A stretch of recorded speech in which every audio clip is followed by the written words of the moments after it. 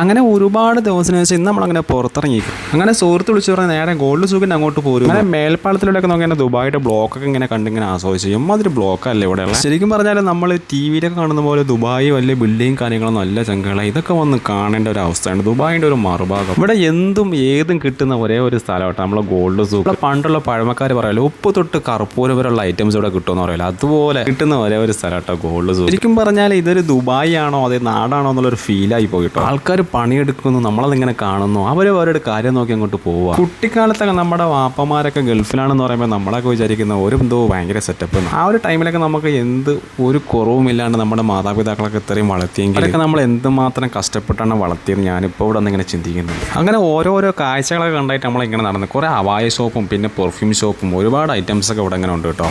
അബായകളൊക്കെ നല്ല ക്വാളിറ്റി ഉണ്ട് കേട്ടോ, നല്ല ഭംഗിയുണ്ട് കാണാൻ. അങ്ങനെ ഇതൊക്കെ കണ്ട് പിന്നെ നമ്മൾ നേരെ പോയത് ഗോൾഡ് സൂക്കിലോട്ടാണ്. ഗോൾഡ് സൂക്കിൻ്റെ വിശേഷങ്ങളുമായി നമുക്ക് അടുത്ത വീഡിയോയിൽ വീണ്ടും കാണാം. ചാനൽ ഇഷ്ടപ്പെട്ട സബ്സ്ക്രൈബ് ചെയ്തോളി.